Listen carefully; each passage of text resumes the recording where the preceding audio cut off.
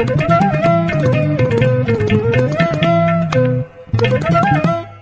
देवरिया की आवाज रेडियो केसरी से प्रस्तुत है स्थानीय हालचाल।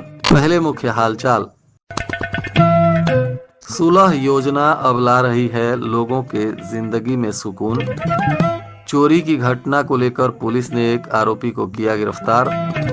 2 पशु तस्करों पर गैंगस्टर एक्ट में हो रही है कार्रवाई।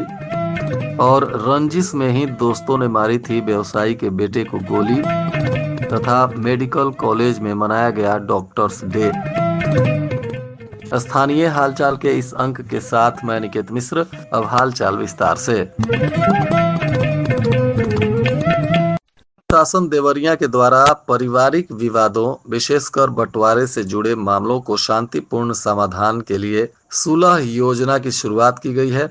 अब यह योजना लोगों के जिंदगी में सुकून ला रही है। वर्षों से चली आ रही रंजिशें जो रिश्तों में दूरियां पैदा कर चुकी थीं, अब संवाद और समझदारी से खत्म हो रही हैं। अब तक इस योजना के तहत 305 मामलों का समाधान आपसी सहमति से किया जा चुका है। इससे न केवल परिवारों में मेल जोल बढ़ा है, बल्कि न्यायालयों पर लंबित प्रकरणों का भी बोझ घटा है। सुलह योजना का उद्देश्य है कि जिन मामूली बातों पर परिवारों में दरारें आ जाती हैं, उन्हें अदालतों के चक्कर काटने के बजाय तहसील स्तर पर ही बैठकर हल किया जाए। खास तौर से धारा 116 के अंतर्गत उप जिलाधिकारी न्यायालयों में वर्षों से लंबित बंटवारों के मामलों को प्राथमिकता देकर निपटा रहे हैं। सलेमपुर में 82, देवरिया में 65, बरहज में 61, भाटपारानी में 49 और रुद्रपुर में 48 प्रकरणों का सौहार्दपूर्ण समाधान इसी योजना के अंतर्गत किया जा चुका है।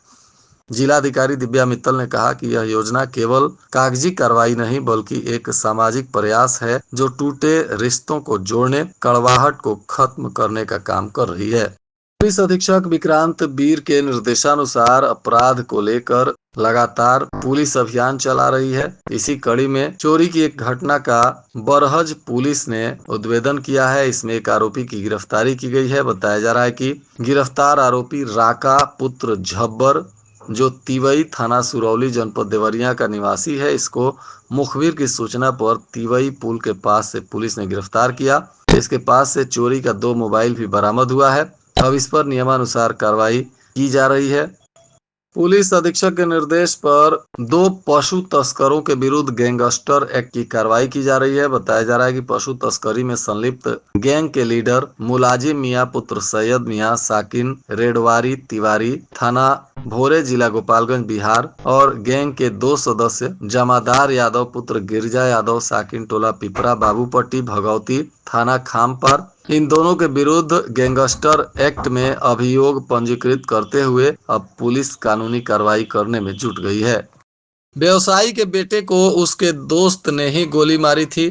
पुलिस ने युवक की गोली मारने के मामले का खुलासा कर दिया है। इस मामले में युवक के दोस्त समेत 3 लोगों पर जानलेवा हमला और हत्या के प्रयास का मुकदमा दर्ज हुआ है। केस दर्ज कर पुलिस दोस्त को हिरासत में लेकर पूछताछ कर रही है। बताया जा रहा है कि रामपुर कारखाना के मझहरटिया गांव निवासी अजय मदेसिया उम्र 18 वर्ष पुत्र संतोष मदेसिया की डुमरी चौराहे पर रेडीमेड दुकान है और 29 जून की रात घर लौटने के दौरान पुरुषोत्तमपुर के पास उसे गोली लग गई थी। हादसे में गंभीर रूप से घायल अजय मदेसिया को स्थानीय डॉक्टरों ने लखनऊ रेफर कर दिया था, जहां उसका इलाज चल रहा है। व्यवसायी पुत्र को गोली लगने की जानकारी मिलते ही पुलिस ने छानबीन शुरू किया। अब इसमें खुलासा करते हुए बताया जा रहा है कि घायल के परिजनों से पूछताछ करने पर पता चला कि अजय मदेसिया के दोस्त मन्नू यादव, जो डुमरी का रहने वाला है, उसी ने पार्टी दिया था और पार्टी में शामिल होने अजय, उसके दोस्त मनु यादव, विशाल यादव, पंकज यादव एक 4 पहिया वाहन से देवरिया जा रहे थे।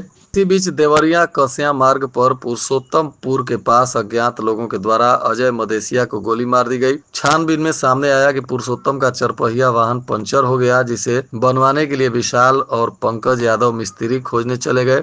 उन्होंने मन्नू यादव और अजय मदेसिया से गाड़ी में एक पिस्टल रखने की बात कही और उसे निकाल लेने को कह दिया। मन्नू यादव ने पिस्टल निकालकर किसी रंजिशवश अजय मदेसिया को गोली मार दी, जिससे अजय मदेसिया घायल हो गया। पुलिस ने छानबीन में परिजनों की बात को पूरी तरह से खारिज कर दिया और मामले में रुद्रपुर कारखाना पुलिस ने हल्का दरोगा की तहरीर पर 3 आरोपियों के खिलाफ हत्या के प्रयास का मुकदमा दर्ज किया है। परिजनों द्वारा आरोप लगाया गया कि अज्ञात लोगों द्वारा गोली मार दी गई, जो पूरी तरह से असत्य और बेबुनियाद है।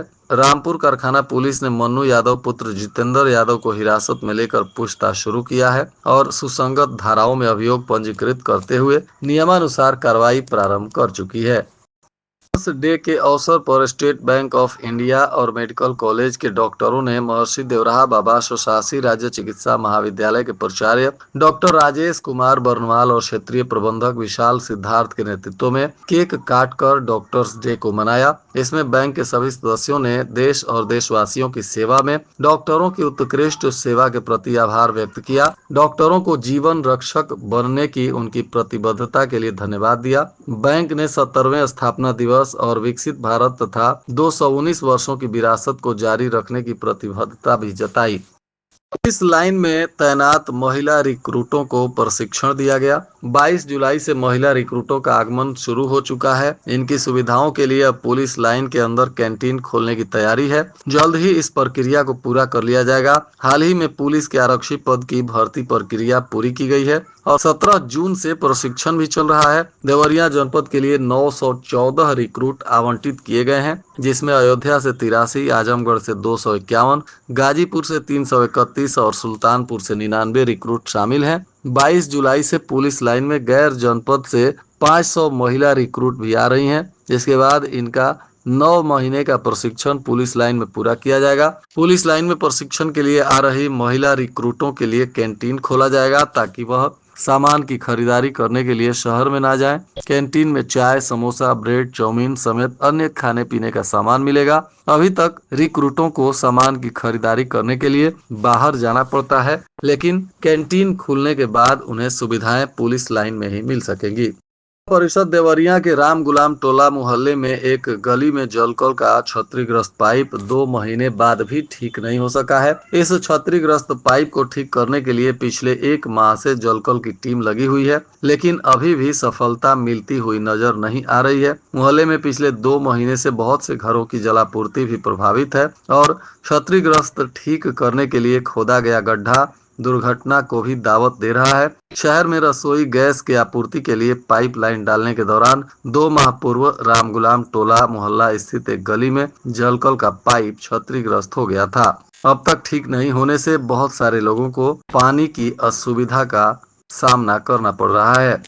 ये विद्यार्थी परिषद के देवरिया सदर इकाई का पुनर्गठन सरस्वती माध्यमिक शिक्षा मंदिर में हुआ। इसमें डॉक्टर संतोष मौर्य को नगर अध्यक्ष, वर्तिका मणि त्रिपाठी को नगर मंत्री के रूप में निर्वाचित किया गया। डॉक्टर अभिषेक तिवारी को तहसील प्रमुख और रानी दुर्गावती को राष्ट्रीय कला मंच का प्रमुख बनाया गया। नव निर्वाचित अध्यक्ष डॉक्टर मंतोष मौर्य ने कहा कि अखिल भारतीय विद्यार्थी परिषद के माध्यम से हम विद्यार्थियों के हितों की रक्षा तथा समाज में सकारात्मक बदलाव लाने को प्रतिबद्ध हैं। विद्यार्थी परिषद शिक्षा, संस्कृति और सामाजिक जागरूकता के क्षेत्र में युवाओं को प्रेरित करता है।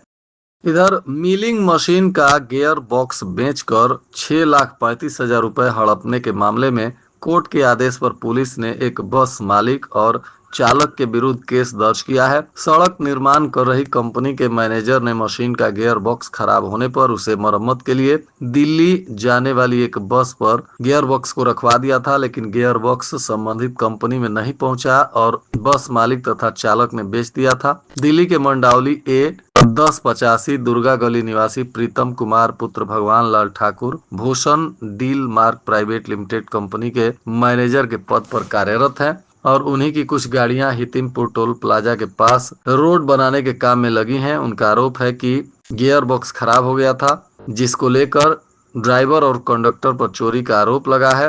अब इस मामले में जिला प्रशासन जांच पड़ताल कर रहा है।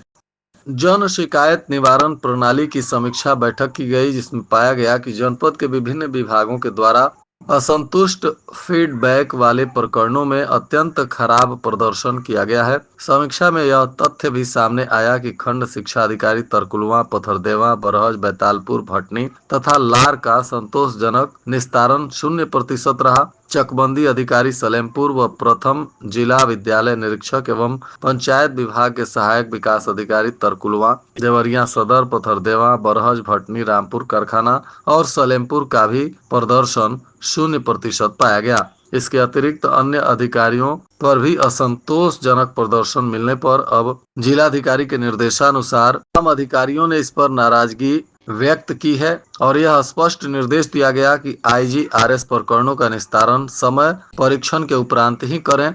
बिना उचित जांच के गुणवत्ता विहीन आख्या अपलोड करना तथा लापरवाही पूर्ण त्रुटिपूर्ण कार्रवाई करना गंभीर अनुशासनहीनता मानी जाएगी। अधीक्षक विक्रांत वीर के निर्देशन में साइबर अपराध को लेकर अभियान चलाया जा रहा है, जिसमें फिलहाल पुलिस ने फ्रॉड की एक धनराशि को वापस दिलाने में कामयाबी पाई। बताया जा रहा है कि पीड़िता के खाते से 1,06,476 रुपए धोखाधड़ी कर साइबर अपराधियों ने ट्रांसफर करा लिए थे। पुलिस को जब जानकारी मिली तो त्वरित एक्शन लेते हुए यह पैसे साइबर अपराधियों के खाते से जब्त कर रिकवर किया गया और पीड़िता के बैंक खाते में नियमानुसार वापस भी कराया गया। पुलिस ने कहा है कि किसी भी अनजान व्यक्ति को अपना OTP, पासवर्ड इत्यादि या व्यक्तिगत गोपनीय जानकारी साझा न करें। ऐसे लोग साइबर अपराध में संलिप्त हैं और आपके धनराशि को उड़ा सकते हैं। किसी भी तरह का साइबर अपराध होने पर 1930 पर कॉल करें ताकि प्रशासनिक सहायता दी जा सके। और आज के मौसम का तापमान देवरिया में न्यूनतम 26 डिग्री सेल्सियस और अधिकतम 37 डिग्री सेल्सियस रहने की संभावना है। अंत में मुख्य हालचाल एक बार फिर। सुलह योजना अब ला रही है लोगों के जिंदगी में सुकून। चोरी की घटना को लेकर पुलिस ने एक आरोपी को किया गिरफ्तार। 2 पशु तस्करों पर गैंगस्टर एक्ट में हो रही है कार्रवाई। और रंजिश में ही दोस्तों ने मारी थी व्यवसायी के बेटे को गोली। तथा मेडिकल कॉलेज में मनाया गया डॉक्टर्स डे। इसके साथ ही रेडियो केसरी से प्रसारित स्थानीय हालचाल का यह अंक समाप्त हुआ। नमस्कार।